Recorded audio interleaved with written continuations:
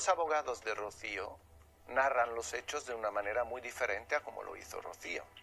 Es decir, los abogados dicen literalmente, leyendo los documentos, dicen literalmente que Rocío acudió a urgencias al enterarse de que Antonio David iba a participar en un programa de televisión y que su hija iba a defenderle en los platos. Ahí, el único causante es la manera en la que Rocío asimiló la noticia, no el hecho en sí. No se había producido todavía. Sí, no se había producido. Sí. De todas formas, Pero quiero decir, encima. O sea, lo que muestra... O sea, porque pongamos las cosas, quiero decir, porque pongamos las cosas objetivamente en su sitio, que esto es un testimonio. Un testimonio que además y luego, son sus vivencias. Pero no se puede hacer un juicio paralelo. Claro, yo creo que nadie podemos cuestionar lo que ella siente, porque lo que ella siente... Ni su dolor que lo tiene. Ni su dolor, ni su manera de interpretar los hechos y todo lo que ha vivido durante este año y cómo le ha afectado. Yo creo que eso es incuestionable y no se puede dudar porque son los sus sentimientos. Se empatiza con el dolor de ella. Pero claro, evidentemente están los hechos. Fijaos que ya lo conté aquí, que el Tribunal Supremo, la condena a costas a ella. Es decir, que también es un dato significativo, que el Ministerio Fiscal recurre porque el juzgado número 1 de violencia de género en el 17, cuando ella presenta todo, de Alcobendas, de violencia de género, cuando ella presenta todo, cuando a ella le toman declaración, que se ha dicho que ella no se ha podido expresar delante de un juez, y no es cierto, a ella le toman declaración en las preliminares. Es verdad que no ha habido juicio porque no ha habido lugar a que se haga una apertura de juicio oral. A ella le toman declaración.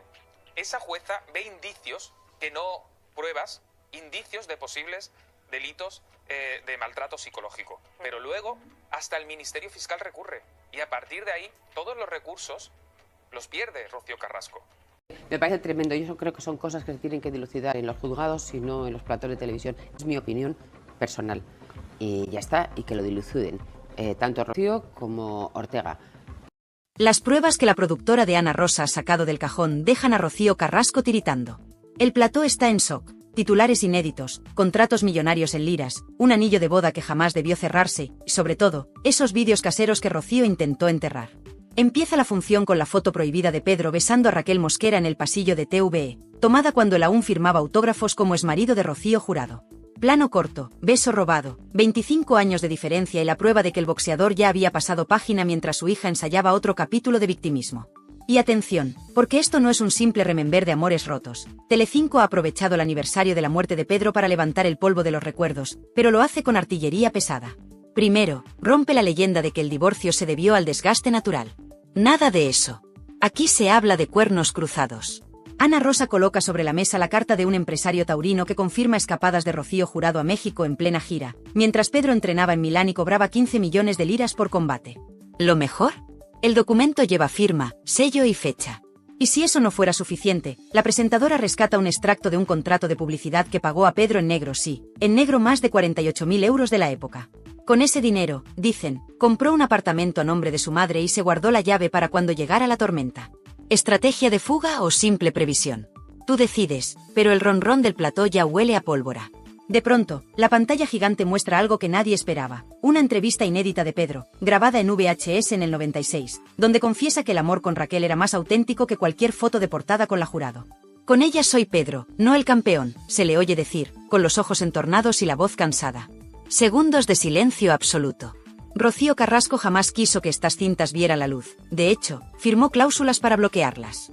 Pero la productora de Ana Rosa, alimentada por el morbo y el sare, las ha encontrado y las lanza como bombas de racimo. El público en móvil, en bus, en oficina, se queda mudo. ¿Y si la heredera de la Jurado no es la guardiana de la verdad que vendió en su docuserie? A medida que avanza la tarde, el relato se enreda. Ana Rosa repasa, una a una, las cifras que descolocan la balanza sentimental.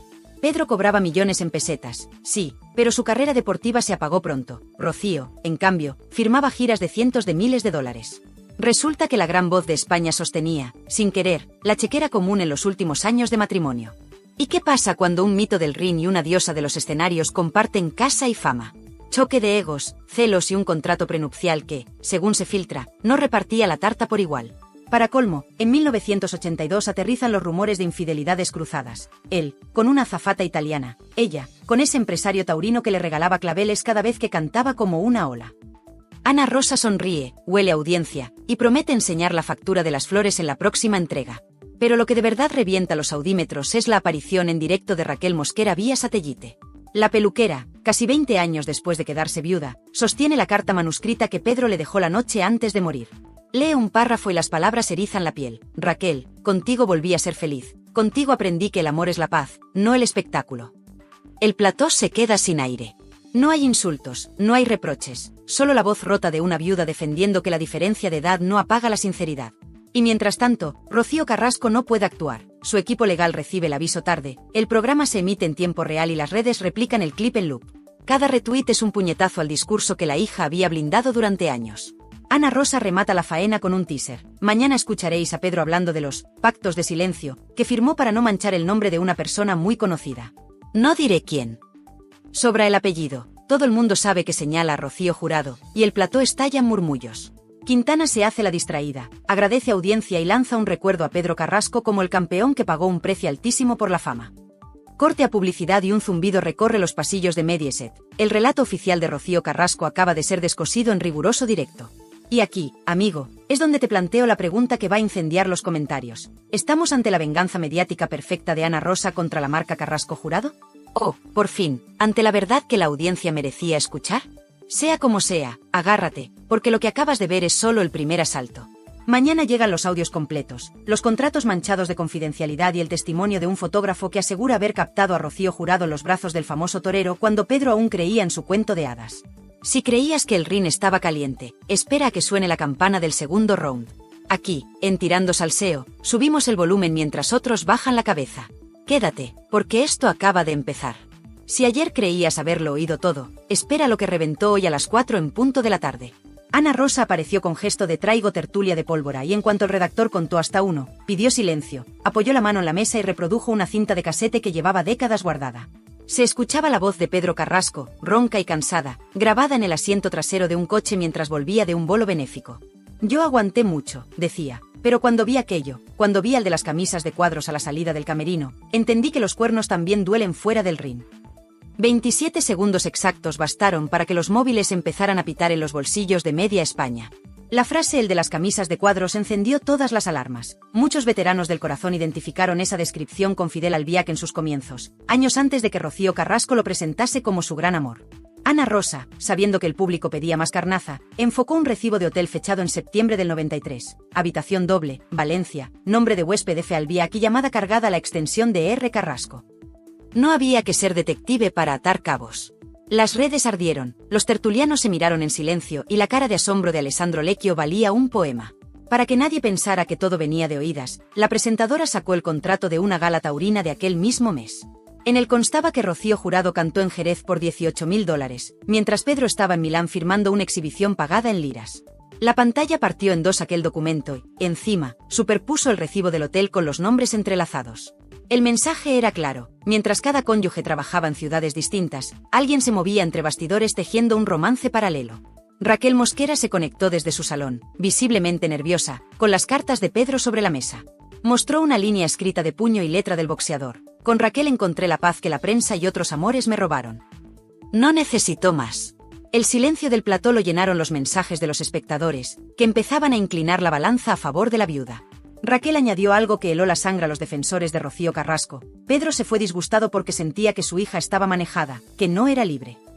Luego se mordió la lengua, pero ya había dejado caer la sombra de Fidel sobre la relación padre-hija. Ana Rosa, sin perder ritmo, presentó a continuación un viejo recorte donde la propia Rocío Carrasco, en 1998, aseguraba: "Me he enamorado una sola vez en mi vida, y fue después del divorcio de mis padres". El programa devolvió la imagen al recibo de hotel, dejando que el público sacara la cuenta. Divorcio en el 91, recibo en el 93. Un cronista veterano intervino para explicar que, en aquellos años, Rocío aún vivía en casa de su madre y que Fidel era técnico de sonido en algunas de las giras de la Jurado. Todo estaba más cerca de lo que parecía, sentenció. Llegó el momento de las cifras. Un gráfico muy sencillo mostró los ingresos paralelos de la pareja cuando el matrimonio se tambaleaba. 1992, gira de Rocío Jurado por Veracruz, $18.000. 1992, exhibición de Pedro en Roma, 12.000 liras, 7.000 euros de hoy. 1993, una semana después, compra de joyas en Vía Montenapoleone a nombre de R. Carrasco, $6.800. El contraste era brutal, ella multiplicaba contratos y él se mantenía a flote con exhibiciones puntuales. Ana Rosa lanzó la pregunta que muchos se hacían en casa, ¿de verdad la versión oficial es que él era el millonario y ella la sufridora? Más de un espectador se quedó clavado frente al televisor, recordando los relatos emotivos de la docuserie donde la hija pintaba a su padre como el hombre rico que arrastraba a la madre de concierto en concierto. Para meter más leña, un testigo inesperado entró por teléfono. Un antiguo chofer de la familia contó, sin titubeos, que en Navidad del 89 llevó a Pedro a un chalet de la Sierra para un encuentro discreto con una mujer que no era Rocío Jurado. No dio nombre, pero sí dijo que la señora cantaba fandangos y trabajaba en un local de peinados. El plató entero entendió la indirecta a Raquel Mosquera. Según el chofer, aquella noche Pedro volvió con los ojos llorosos y repitió que había encontrado a alguien que le recordaba a su madre, sencilla y sin dobleces. Otro golpe a la versión oficial. Mientras la conversación subía de tono, la dirección del programa recibió un escrito del despacho de Rocío Carrasco pidiendo que no se difundieran documentos privados. Ana Rosa lo leyó en voz alta: solicitamos cese inmediato de la emisión de material íntimo. Después lo dejó sobre la mesa y continuó: cuando la verdad se sustenta con papeles, no hay despacho que pueda taparla. Los aplausos retumbaron. Entonces llegó el bombazo final de la tarde, un fragmento más largo del casete de Pedro. En esa parte, el excampeón confesaba que estaba redactando un nuevo testamento para dejarle su chalet a Raquel y que mi hija ya vive con quien quiere y tiene de sobra. La frase cayó como un martillo. Significaba que el famoso legado Carrasco no iba a ir todo a la rama Jurado Carrasco, como muchos creían. De fondo, la mirada de Raquel se llenó de lágrimas. Los tertulianos empezaron a barajar qué parte de la herencia podría haber cambiado de manos y cómo afectaría eso a las batallas legales pendientes. La tarde terminó con Ana Rosa adelantando que hoy mismo había localizado la póliza de seguro de vida de Pedro, donde figuraba Raquel Mosquera como beneficiaria principal. Y avisó con una sonrisa fría: mañana veremos cuánto dinero cambió de destino aquel enero de 2001. Fue suficiente para que varios patrocinadores reservasen espacio publicitario antes de acabar la emisión. Cuando las luces del plató se apagaron, quedaban flotando 3 preguntas que iban a incendiar sobremesas, cenas y redes sociales. ¿Conocía Rocío Carrasco la relación exacta de su padre con Fidel antes de que su madre falleciera? ¿Cuántos papeles más guardan los archivos olvidados de Televisión Española y de las productoras de los 90? ¿Volverá a hablar Raquel Mosquera o preferirá aguardar el próximo movimiento legal de la heredera? Mientras tanto, medio país preparaba palomitas para la siguiente entrega y la otra mitad buscaba viejos recortes para comprobar hasta qué punto les habían contado la historia al revés. Unos querían justicia para el campeón, otros ansiaban ver caer a la hija que monopolizó los platós, y todos sabían que Ana Rosa apenas había desplegado la primera carta del mazo. La partida seguía en marcha, y cada palabra nueva de Pedro en aquellas cintas prometía un golpe directo a la mandíbula del relato oficial. Nada más empezar el programa, Ana Rosa alzó un papel con membrete bancario suizo, lo agitó ante la cámara y soltó: aquí está, el dinero que nadie quería enseñar. Ni sintonía ni presentación, fue una bofetada directa al público. El documento, con fecha de abril de 1994, mostraba un ingreso de 137.000 francos suizos a nombre de R. Jurado, procedente de una sociedad radicada en Nassau. Acto seguido, la presentadora dio paso a un especialista en finanzas que tradujo la cifra a nuestra moneda: más de 18 millones de pesetas de aquella época, casi 110.000 euros de hoy. Con esto, añadió, se pagó un lote de joyas y se reservó un ático en Miami. La mesa se quedó muda. El público, en casa, apretaba la taza de café. La artista, siempre retratada como la esposa sufridora de un boxeador millonario, manejaba, en realidad, fortunas que no aparecían en ningún reportaje de los 90. Con la pantalla partida, el programa emitió el extracto de una cuenta corriente a nombre de Pedro Carrasco. Apenas 300.000 pesetas a crédito, menos de 2.000 euros, el mismo mes que la Jurado ingresaba aquella lluvia de francos. Ana Rosa no necesitó frases grandilocuentes, bastó con apuntar a la diferencia y preguntar: ¿por qué se dijo durante años que Pedro era el rico y Rocío la sacrificada? El desconcierto cruzó el plató, los tertulianos rebuscaban en sus notas y un ronrón de indignación crecía en redes. Al otro lado del teléfono, un viejo representante de artistas confirmó que, tras la boda, todos los contratos de la cantante incluían una cláusula de confidencialidad sobre honorarios, para evitar celos y comentarios. Esa palabra, celos, flotó como un fantasma. ¿Había celos también en la hija que ahora perdía el control del relato? No dio tiempo a procesar el dato cuando Ana Rosa pinchó a Raquel Mosquera en directo. La viuda, más firme que el día anterior, mostró 2 recibos de la clínica de fertilidad a la que acudió con Pedro en 1999. Cada ciclo costó 700.000 pesetas y lo pagó él con un cheque a su nombre.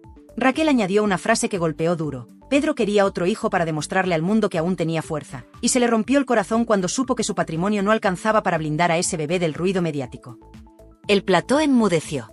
Un tertuliano dejó caer que quizá el boxeador temía que la herencia quedara en disputa con su primera hija. Raquel, sin pestañear, sacó un tercer papel, la póliza de seguro de vida con ella como beneficiaria principal y una nota manuscrita de Pedro que decía, para nuestra futura familia. Una bofetada al argumento de Rocío Carrasco sobre el capricho pasajero del segundo matrimonio. Mientras los móviles hervían, Ana Rosa sacó su siguiente as de la manga, un reportaje cargado de nostalgia, con imágenes de archivo donde Pedro recibe un ramo de claveles rojos después de un bolo, ramo enviado, según la carta adjunta, por un gran amigo mexicano que te admira. La tarjeta estaba firmada con iniciales imposibles de confundir, OCF. El realizador congeló la imagen y el rótulo dejó claro lo que medio país ya intuía, OCF igual a Ortega Cano. En ese instante, los mensajes en WhatsApp se dispararon. Si el diestro enviaba flores al boxeador, era un gesto de camaradería o un detalle encubierto para Rocío Jurado. A la media hora de programa, llegó otro audio inédito de Pedro. Esta vez se le escuchaba en tono íntimo, grabado, según el rótulo, durante una sobremesa de Navidad de 1995. La fama mata lo que toca, decía, y si a la fama le sumas la ambición, te quedas solo. Añadía que a mi niña la están vistiendo de muñeca y no se da cuenta. En el plató, el eco de esas palabras fue un mazazo. Pedro denunciaba, sin nombrarlos, la influencia de la madre y de Fidel sobre Rocío Carrasco. Tras la grabación, Ana Rosa miró al público y sentenció, un padre pidiendo ayuda en mitad de una cena familiar. ¿Dónde estaba la que hoy presume de haberlo protegido? El silencio se hizo tan denso que se cortaba. Como remate, el programa sacó los recibos de las flores que Rocío Jurado recibía en cada estreno de disco. Uno de ellos, fechado en 1991, ascendía a 60.000 pesetas. La tarjeta la firmaba F. Albiac, entonces ayudante de escenario.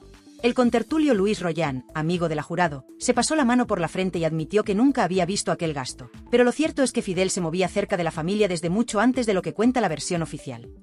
Fue la frase que detonó el hashtag #Fidel desde el principio.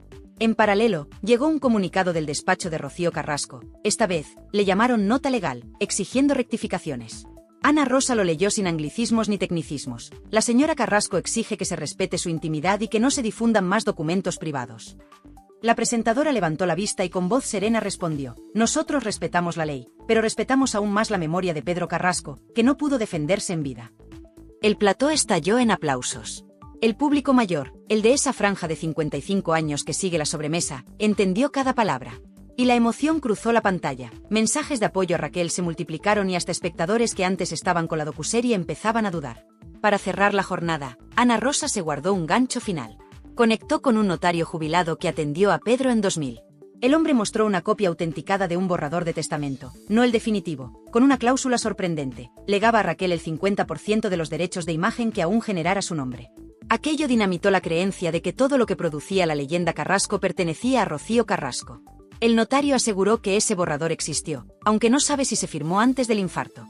Prometió enviar el documento completo al programa si la familia no lo impugnaba. El suspense quedó servido. Todo esto en hora y media de directo. Las reacciones fueron inmediatas. Los espectadores mayores compartían recuerdos de las galas de Rocío Jurado y comparaban fechas con los extractos suizos. Los más jóvenes abrían hebras de Twitter sobre manipulación familiar y gastaban memes con flores de 60.000 pesetas. La propia productora de Rocío Carrasco filtró algunos digitales que estudiaba denunciar revelación de secretos, pero la bola de nieve ya rodaba. Ana Rosa cerró con una mirada al objetivo y una promesa. Mañana mostramos el parte médico donde el cardiólogo de Pedro advierte, estrés familiar mantenido como factor de riesgo. Y veremos quién provocaba ese estrés. Sin despedidas grandilocuentes, solo una última frase para la audiencia que, a esas alturas, estaba pegada al sillón. No cambien de canal, que esto solo acaba de empezar. El SARE se disparó hasta rozar el 21% y el zumbido de los móviles confirmó que el país entero pedía más. ¿Conclusión? No hubo cortina de humo ni Toby Continued en inglés, simplemente un hasta mañana que huele a más papeles, más cintas y más secretos de un clan que, por primera vez, ya no controla la versión oficial. Y ahora la pelota está en el tejado de Rocío Carrasco. Si responde, avivará el fuego. Si calla, confirmará cada sospecha. Mientras, España ya se ha dividido en dos equipos, los que creen que Pedro murió traicionado por su propia sangre y los que aún defienden la versión de la hija. Se avecina tormenta y, con ella, la certeza de que el salseo no entiende de treguas, ni de silencios. Cuando parecía que ya lo habíamos escuchado todo, Ana Rosa regresó al plató con una nueva bomba que dejó al país con el café a medio tomar. Un documento legal firmado en 1996 donde Pedro Carrasco solicitaba la revisión de la custodia compartida de su hija. El público se quedó de piedra. ¿Pedro había querido volver a tener contacto regular con Rocío Carrasco cuando ésta ya vivía bajo la influencia de Fidel? La respuesta estaba ahí, con el membrete del Juzgado de Familia de Madrid y la firma del exboxeador. El motivo alegado era claro y contundente: cambios en el entorno de convivencia de la menor que afectan a su estabilidad emocional. La frase encendió todos los platós de televisión como un cerillo en un charco de gasolina. Acto seguido, Ana Rosa sacó lo que calificó como el parte médico que prometimos ayer, un informe emitido por el cardiólogo de Pedro, fechado apenas 5 meses antes de su muerte, en el que se especificaba que sufría arritmia agravada por estrés familiar mantenido, entorno tóxico y ansiedad situacional crónica. Ningún nombre, claro, pero las piezas encajaban como un dominó de cristal a punto de estallar. El plató se congeló. Los tertulianos se miraban entre ellos, sabiendo que esta vez la acusación no venía de rumores, sino de un informe clínico. «Esto ya no es salseo, es tragedia griega», susurró uno. Raquel Mosquera, una vez más, se conectó desde su salón, esta vez con una camisa blanca impecable, sin apenas maquillaje y con los ojos hinchados. Pero habló. Y vaya si habló. Sacó de su bolso un pequeño marco con una foto en blanco y negro, Pedro en bata de entrenamiento, ella abrazada a su cintura. «Esto fue el día que le dijeron que Rocío no le cogía el teléfono desde hacía 3 meses», dijo. Y añadió: «Esa noche lloró como un niño. Me dijo, me han robado a mi hija y encima me llaman manipulador». El plató entero se vino abajo. La audiencia se fundía con la pantalla. El dolor atravesaba como un cuchillo de mantequilla. Raquel, entre lágrimas, terminó diciendo: «Yo no soy periodista, pero el Pedro que yo conocí no mentía. Se murió pensando que su hija ya no era su hija». En ese instante, Ana Rosa detuvo el ritmo y pidió silencio. «Señoras y señores», dijo con una solemnidad casi fúnebre, «vamos a emitir ahora el audio más delicado de todos». El silencio era total. Ni un estornudo. Ni un clic de bolígrafo. Solo tensión. Y entonces se escuchó. Era la voz de Pedro Carrasco, grabada en un contestador automático. «Rocío, soy papá. Solo quería saber si te hace falta algo. Llamo mañana otra vez. Un beso». La fecha era 1998. 3 llamadas así se reprodujeron. En ninguna hubo respuesta. Ana Rosa miró al público. «No son acusaciones. Son hechos». El siguiente bloque fue aún más brutal. Se conectó en directo una enfermera que trabajó en la clínica donde Pedro fue ingresado en 2000 por una crisis nerviosa. Lo contó sin filtros. Pedro llegó descompuesto. Repetía que se sentía solo, traicionado, que se había equivocado con la persona que había dejado que criara a su hija. Alguien preguntó si hablaba de Rocío Jurado. Ella, sin pestañear, dijo: «No». Hablaba del chico ese, el de las camisas de cuadros. El fantasma de Fidel volvía a asomar como un espectro incómodo en cada frase. Pero el plató estalló en un rugido cuando Ana Rosa leyó en voz alta una carta manuscrita de Pedro, enviada a un amigo periodista en 1999 y nunca publicada. En ella, el campeón de Europa decía: «Mi historia está contada por otros. Algún día me gustaría contar mi verdad, pero creo que ya es tarde». Esa frase provocó un silencio sepulcral en el estudio. El realizador, sabiendo lo que hacía, enfocó el rostro de Raquel. Una lágrima descendía por su mejilla. El público en casa no pestañeaba. Y las redes, mientras tanto, ardían como nunca. Y entonces, otro personaje irrumpió. Un excompañero de entrenamientos de Pedro que se encontraba en Miami llamó al programa en directo. Confirmó que en el año 1995, en una conversación privada, Pedro le confesó que sentía que Fidel había separado a Rocío Carrasco de su familia. Y dejó una frase lapidaria: «Pedro no le tenía miedo a nadie, excepto a quedarse solo». Ahí fue cuando se empezaron a contar los minutos para el comunicado de Rocío Carrasco, que se sabía inminente. En paralelo, desde el departamento legal de Mediaset llegaba una advertencia: posible violación de derechos de imagen si se emite el testamento original sin consentimiento de los herederos legales. Pero ya era tarde. Ana Rosa alzó un sobrelacrado y dijo: «Esto es el testamento que Pedro firmó 2 semanas antes de morir. No lo emitiremos hoy, pero sí puedo decir que en él no aparece el nombre de Rocío Carrasco como beneficiaria principal». El impacto fue inmediato. Se hizo el silencio. No por falta de palabras, sino porque nadie se atrevía a romper el aire. Para cerrar, Ana Rosa dio un paso que muchos no esperaban. Hizo una pregunta directa al aire. ¿Queréis saber por qué Pedro no dejó su nombre a su hija en ese testamento? Porque su hija ya no era libre. Y él lo sabía. La audiencia explotó. La pantalla se llenó de mensajes. Algunos defendían a Rocío, pero muchos más comenzaban a girar el foco. El relato oficial empezaba a resquebrajarse. Y como si no bastara con todo lo anterior, en el último segundo del programa, se leyó una cita atribuida a Pedro Carrasco que cerró la jornada con el impacto de un directo al mentón. «Cuando una hija calla ante la injusticia, deja de ser mi sangre para ser solo un apellido». La frase apareció en pantalla sobre fondo negro, sin música, sin voz en off. Y bastó. Cuando los espectadores pensaban que ya lo habían visto todo, que ningún otro documento o testimonio podría añadir más leña al fuego, Ana Rosa dio el golpe más certero de toda la semana. A las 5:15 exactas, interrumpió a un contertulio para decir: hay una última cinta. Es breve, pero es la que lo cambia todo. Silencio total en plató. El sonido que se oyó a continuación no era una voz cualquiera. Era Pedro Carrasco, desde el interior de una consulta médica, respondiendo a una pregunta sobre su estado de salud. Lo dijo con esa voz grave, rota y honesta: no tengo miedo a morirme. Tengo miedo a que mi hija crea las mentiras de quien le quiere lejos de mí. Un puñetazo al alma. No hubo aplausos. Solo lágrimas en muchos rostros, dentro y fuera de pantalla. Inmediatamente después, la producción del programa mostró en pantalla una línea de tiempo, desde 1991, fecha del divorcio entre Pedro y Rocío Jurado, hasta 2001, año de su fallecimiento. En ese gráfico, con puntos rojos, se marcaron todas las veces que Pedro intentó un acercamiento público o privado con Rocío Carrasco. Fueron 12.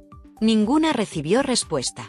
Algunas incluso, según testigos presenciales, terminaron con silencios tensos o rechazos por parte del entorno de Rocío. Pero lo que más escandalizó a los espectadores fue la revelación final de Raquel Mosquera, una carta sin fecha exacta, pero escrita de puño y letra por Pedro, en la que decía: me han vetado como padre. No puedo competir con la fama, ni con los asesores, ni con los que viven a costa de crear odio. Si me pasa algo, que alguien diga que lo intenté. Esa frase quedó congelada en pantalla durante 30 segundos. Tiempo suficiente para que miles de espectadores la fotografiaran, la compartieran, la hicieran viral. Y tiempo suficiente también para que el relato oficial de Rocío Carrasco empezara a desmoronarse delante de toda España. Los tertulianos se quedaron sin argumentos. La narrativa de la hija desamparada que luchaba contra un entorno hostil había chocado de frente con los papeles, los audios, los testigos y las emociones más crudas.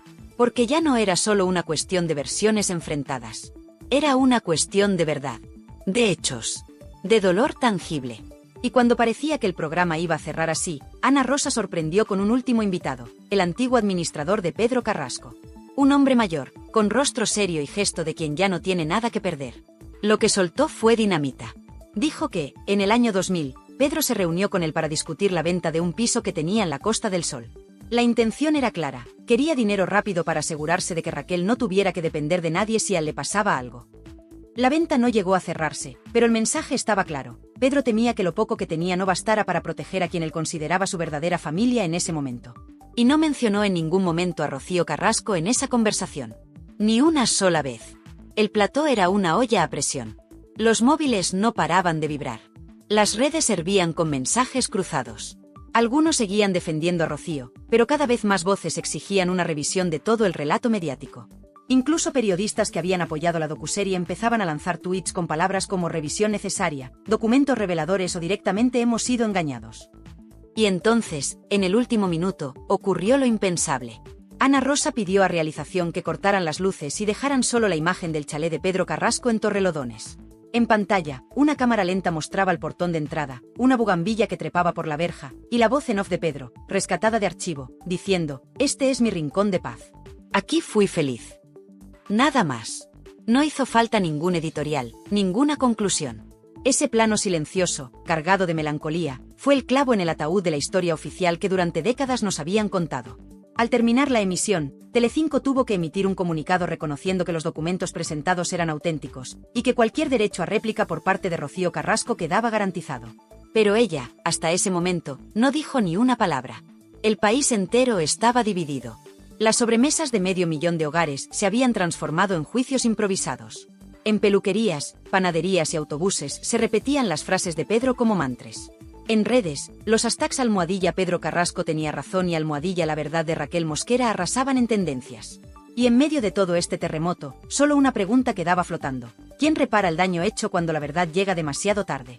En medio de tanto documento desenterrado, de audios que nadie esperaba, de cifras que rompen el relato oficial, y de silencios que ahora pesan como losas, una verdad empieza a abrirse paso entre las grietas del pasado. La historia que nos contaron no era toda la historia. Pedro Carrasco, el campeón, murió con más preguntas que respuestas, con más cariño en su corazón que poder en sus manos, y con una sensación amarga, la de que alguien, más cerca de lo que pensaba, quería reescribir su vida en tercera persona. ¿Era Fidel? ¿Era Rocío Carrasco? ¿Era una maquinaria mediática que supo aprovecharse de una familia rota?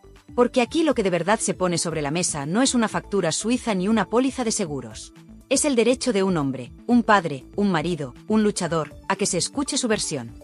Y durante demasiado tiempo, esa versión fue silenciada. ¿Y qué ha hecho Ana Rosa? Ni más ni menos que lo que la audiencia pedía a gritos: abrir el cajón, sacar los papeles y dejar que hablen los hechos. Ni ediciones emocionales, ni cortinas de victimismo, ni llantos premeditados.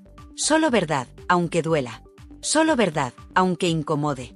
El vídeo del casete con la voz de Pedro diciendo: mi hija ya ha elegido con quién vivir, y yo no la reconozco, dejó helada a media España.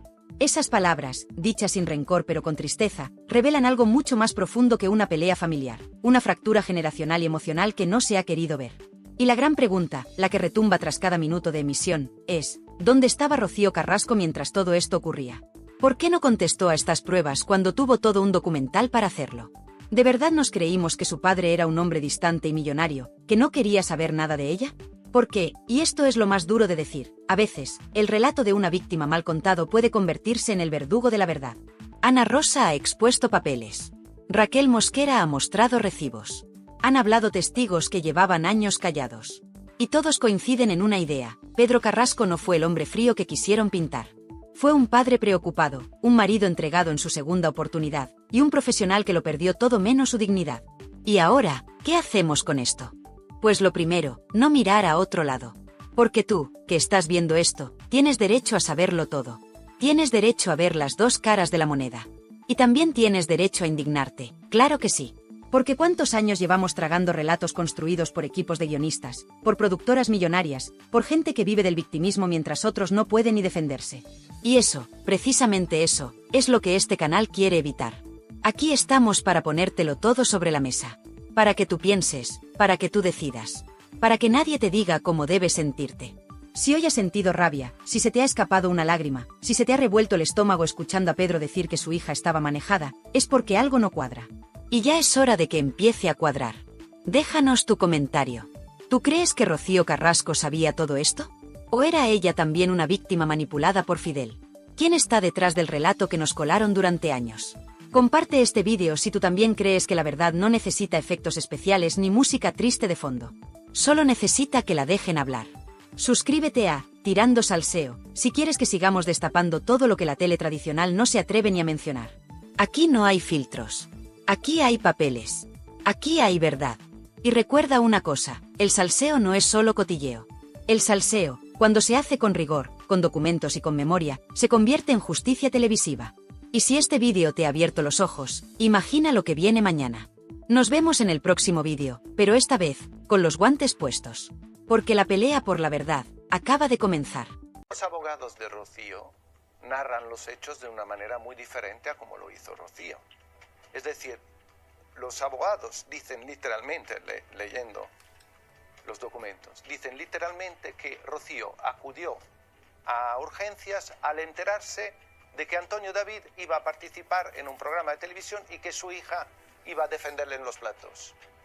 Ahí, el único causante es la manera en la que Rocío asimiló la noticia, no el hecho en sí. No se había producido todavía. Sí, no se había producido. De todas formas, pero quiero decir, encima. O sea, lo que muestra... ¿Sabes? Porque pongamos las cosas, quiero decir, porque pongamos las cosas objetivamente en su sitio, que esto es un testimonio. Un testimonio que además y luego, son sus vivencias. Paralelamente, pero no se puede hacer un juicio paralelo. Claro. Yo creo que nadie podemos cuestionar lo que ella siente, porque lo que ella siente... Ni su dolor que lo tiene. Ni su dolor, ni su manera de interpretar los hechos y todo lo que ha vivido durante este año y cómo le ha afectado. Yo creo que eso es incuestionable y no se puede dudar porque son los sus sentimientos. Se empatiza con el dolor de ella. Pero claro, evidentemente están los hechos. Fijaos que ya lo conté aquí, que el Tribunal Supremo, la condena a costas a ella. Es decir, que también es un dato significativo, que el Ministerio Fiscal recurre porque el juzgado número 1 de violencia de género en el 17, cuando ella presenta todo, de Alcobendas, de violencia de género, cuando ella presenta todo, cuando a ella le toman declaración, que se ha dicho que ella no se ha podido expresar delante de un juez, y no es cierto, a ella le toman declaración en las preliminares. Es verdad que no ha habido juicio porque no ha habido lugar a que se haga una apertura de juicio oral. A ella le toman declaración. Esa jueza ve indicios, que no pruebas, indicios de posibles delitos de maltrato psicológico. Pero luego hasta el Ministerio Fiscal recurre. Y a partir de ahí, todos los recursos los pierde Rocío Carrasco. Me parece tremendo. Yo creo que son cosas que se tienen que dilucidar en los juzgados y no en los platos de televisión. Es mi opinión personal. Y ya está, y que lo diluciden. Tanto Rocío como Ortega.